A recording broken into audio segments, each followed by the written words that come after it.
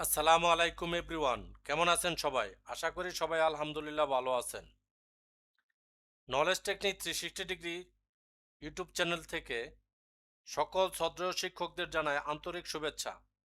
ইতিমধ্যে এনটিআরসিএ কর্তৃক গৃহীত প্রধান শিক্ষক এবং সহকারী প্রধান শিক্ষক পরীক্ষায় ফলাফল প্রকাশিত হয়েছে এবং এই ফলাফলে যে সকল শিক্ষকগণ উত্তীর্ণ হয়েছেন তাদের জানায় আন্তরিক শুভেচ্ছা।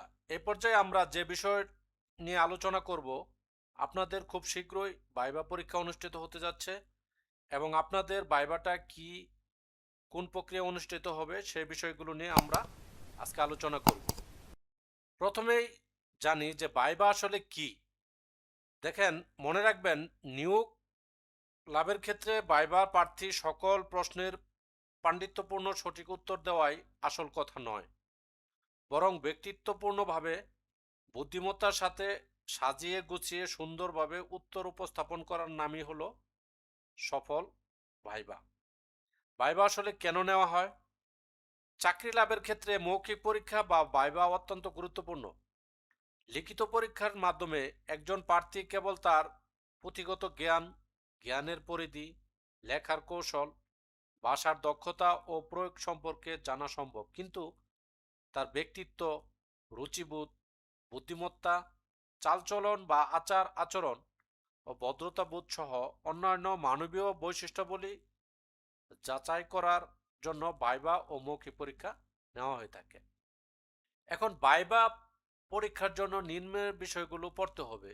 সেটা হচ্ছে, যেদিন পরীক্ষা সেদিনের ইংরেজি, বাংলা এবং আরবি তারিখ ও সাল, এবং ওই দিনের কোনো গুরুত্বপূর্ণ ঘটনা সম্পর্কে আমাদের জানতে হবে।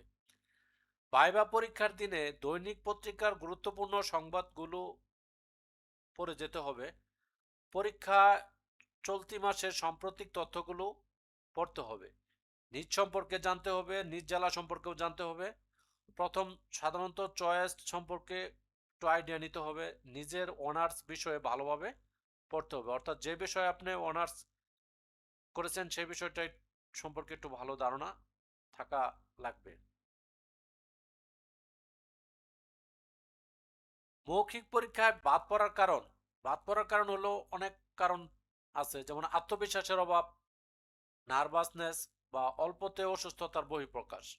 আপনার যদি নিজেরই ফুল কনফিডেন্স না থাকে, আপনি যদি পরীক্ষার হলে বা ভাইবার বোর্ডে যদি নার্ভাস ফিল করেন বা অল্পতে অসুস্থতা বহিঃপ্রকাশ করেন, বা আপনার চেহারার মধ্যে যদি ওরকম নার্ভাসনেস একটা ছাপ থাকে, তাহলে তারা এটা ধরে নেবে যে আপনি একটু ভয় পাচ্ছেন। বা আশা করি আপনারা যেহেতু 18 বছর অভিজ্ঞতা, ইনশাল্লাহ আপনাদের কোনো ভয় পাওয়ার কোনো কারণ নেই। যে কোনো বিষয়ে কোনো অজুহাত খাড়া করা বা কোনো তথ্য সম্পর্কে ছলনা আশ্রয় নেওয়া এটা উচিত নয়। উত্তর দেওয়ার সময় কৌশলের অভাব বা যথেষ্ট বিনয়ী না হওয়া, ইংরেজি ভাষার উপর যথেষ্ট পরিমাণে দক্ষ না হওয়া, প্রাণচাঞ্চল্য বা উজ্জীবিত ভাবের অভাব, সিদ্ধান্তহীনতায় বোকা, আঞ্চলিক ভাষায় কথা বলা, এগুলো পরিত্যাগ করতে হবে।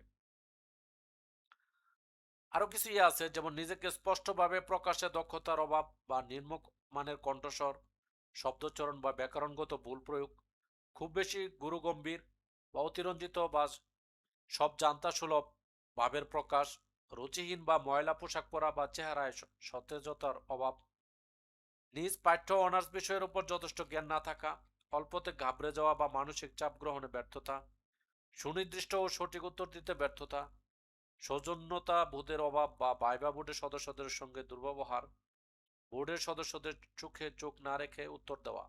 এটা কিন্তু আই কন্টাক্ট, এটা খুব গুরুত্বপূর্ণ বিষয়। আপনাকে যদি কোনো কোশ্চেন করে, তাদের চোখে বা আই কন্টাক্ট রেখে প্রশ্নের উত্তর দেওয়ার চেষ্টা করবেন, তাহলে ইনশাল্লাহ ভালো ফল পাবেন। এবার দেখবো আসলে আপনাদের যে ভাইবা পরীক্ষাটা হবে, সম্মানিত শিক্ষকগণ, সেই ভাইবা পরীক্ষাটা কিভাবে হবে। বেসরকারি শিক্ষা প্রতিষ্ঠানের স্কুল, কলেজ, মাদ্রাসা প্রধান ও সহকারী প্রধান শিক্ষক পদে নিয়োগের ভাইবা নিয়ে নতুন পরিকল্পনা গ্রহণ করা হয়েছে 2026 সালের এপ্রিলে। মাসের তথ্য অনুযায়ী এবারই প্রথম এনটিআরসিএ প্রতিষ্ঠান প্রধান নিয়োগে ভাইবা কৃত্রিম বুদ্ধিমত্তা বা এআই প্রযুক্তির মাধ্যমে নেওয়ার সিদ্ধান্ত নিয়েছে। নিচে এআই ভিত্তিক ভাইবার একটি ডেমো বা রূপরেখা তুলে ধরা হলো। যেমন ভার্চুয়াল বোর্ড, প্রার্থী কম্পিউটারের সামনে বসবেন এবং এক এআই সিস্টেমের মুখোমুখি হবেন। এই সিস্টেম প্রার্থীর কথা বলার ধরন, বডি ল্যাঙ্গুয়েজ, পোশাক এবং আত্মবিশ্বাস পর্যবেক্ষণ করবেন। আরেকটা জিনিস এখানে দেখা হবে, সেটা হচ্ছে যে কেউ বা ভাইবা বোর্ডে যদি যারা থাকে তারা কোনো পাইরেসি বা মানবতা দেখাচ্ছে কিনা বা কোনো ধরনের মানে স্বজন প্রীতি করছে কিনা সেই বিষয়টা এআই এর মাধ্যমে দেখা হবে আর কি। প্রশ্নের ধরন, সাধারণ জ্ঞান, বিষয়ভিত্তিক জ্ঞান বা প্রশাসনিক দক্ষতার উপর প্রশ্ন থাকবে। এই প্রশাসনিক দক্ষতাটা খুব ভেরি ইম্পর্টেন্ট, এই বিষয়টার উপর একটু জোর দিতে হবে অবশ্যই।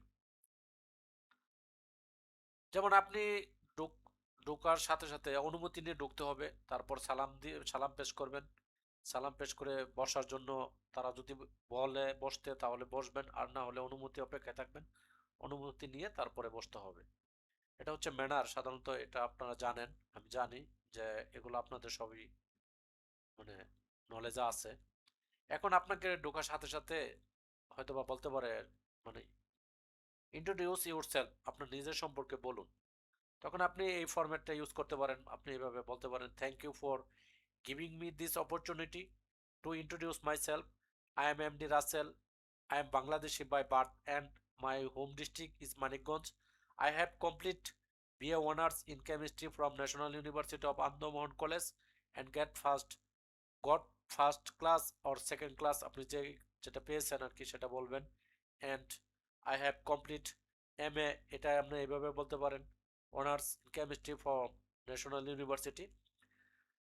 তারপর আপনি বলবেন, I have 18 years working experience in X high school or অথবা college. I would say I am working as a teacher where I have gained experience in teaching, administration and student management. I am a responsible, disciplined and hard working person. I have strong leadership skills and I always try to maintain a positive learning environment in my workplace. My goal is to contribute to the development of the institution by ensuring quality education, proper management, and discipline. It's all about me. Thanks.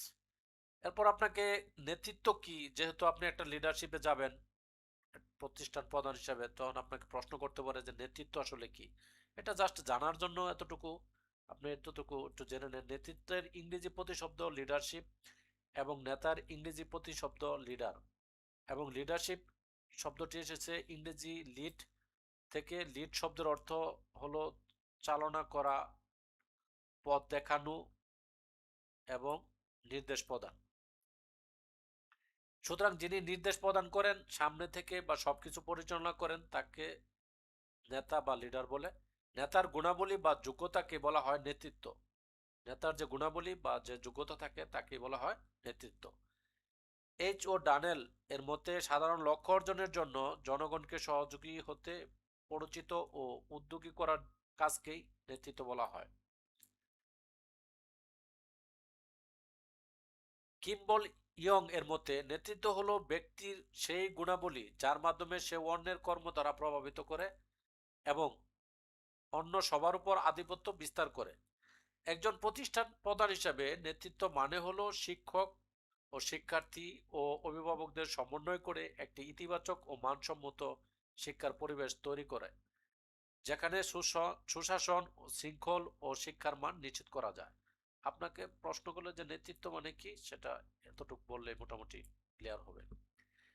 এখন প্রশ্ন আসতে পারে, আপনি প্রতিষ্ঠান প্রধান হতে চান? তখন আপনার স্মার্ট লজিস একটা উত্তর হচ্ছে, আমি শিক্ষাকে আধুনিকায়ন করতে চাই এবং প্রশাসনিক স্বচ্ছতা নিশ্চিত করতে চাই। প্রশ্ন হচ্ছে, একটি বিদ্যালয়ের প্রধান হিসেবে আপনি শিক্ষকদের ফাঁকি বা অবহেলা কিভাবে রোধ করবেন?